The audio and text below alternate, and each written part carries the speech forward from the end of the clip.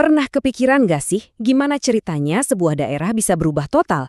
Dari yang tadinya medan pertempuran kerajaan kuno, sekarang jadi salah satu pusat energi raksasa.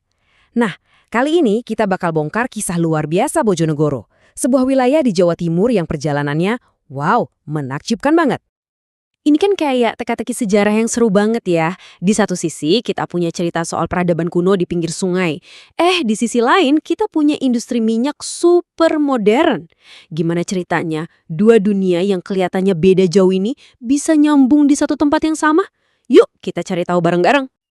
Oke, kita mulai dari akarnya dulu ya, jauh di masa lalu, di sepanjang aliran sungai legendaris Bengawan Solo. Coba bayangin deh, jauh sebelum ada peta modern atau bahkan sebelum nama Bojonegoro itu sendiri ada, wilayah subur ini tuh udah jadi panggung utama perebutan kekuasaan. Selama berabad-abad, di bawah bendera kebesaran Majapahit, wilayah ini tuh ibarat urat nadi kehidupan. Kenapa? Karena sungainya bukan cuma buat ngairin sawah, tapi juga berfungsi kayak, jalan tol kuno. Jalan ini nyambungin pusat kerajaan di pedalaman sama pelabuhan-pelabuhan yang super sibuk di pesisir. Jadi, siapa yang nguasain area ini, dia yang pegang kendali ekonomi. Nah, coba lihat lini masa ini.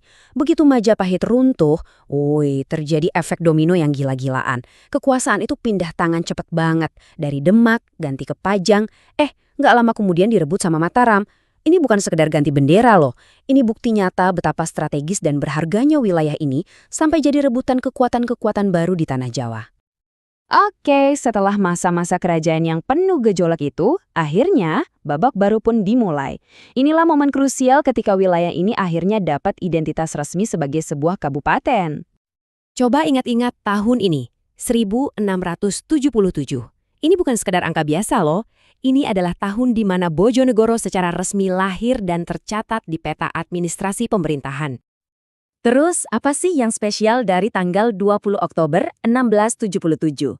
Nah, di hari itu, wilayah yang tadinya dikenal sebagai Kadipaten Jipang, semacam provinsi kecil gitulah, statusnya diangkat jadi kabupaten. Ini sebuah lompatan besar. Dan Mas Tumapel ditunjuk sebagai bupati pertamanya. Makanya, tanggal inilah yang sampai sekarang dirayakan sebagai Hari Jadi Bojonegoro.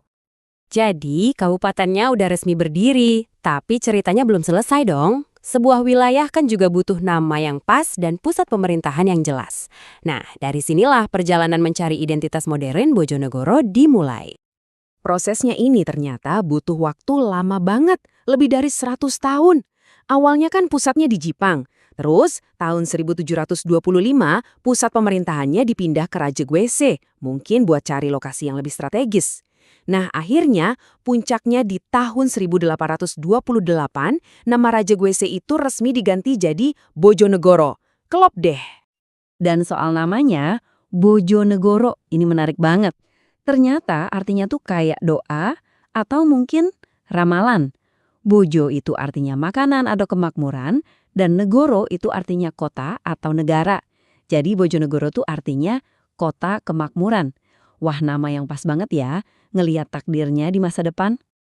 Nah, sekarang kita sambungin nih benang merah dari masa lalu ke zaman sekarang.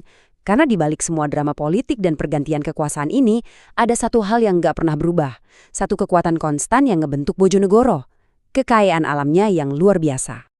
Jauh sebelum kita ngomongin minyak dalam skala besar, Bojonegoro ini udah terkenal sebagai lumbung kekayaan alam. Di zaman kolonial aja, ada 3 komoditas utamanya yang jadi incaran. Kayu jatinya yang kualitasnya terbaik, tembakaunya yang jempolan, dan yang paling penting, udah ada bisik-bisik soal adanya emas hitam di bawah tanahnya. Nah, warisan kekayaan alam inilah yang jadi jembatan antara Bojonegoro zaman dulu dan Bojonegoro yang kita kenal sekarang. Hutan, tembakau, dan terutama minyak yang dulu mungkin cuma dieksploitasi kecil-kecilan, sekarang jadi industri raksasa yang jadi tulang punggung ekonomi. Dan inilah puncaknya, boom! Penemuan dan pengembangan blok cepu itu benar-benar mengubah segalanya.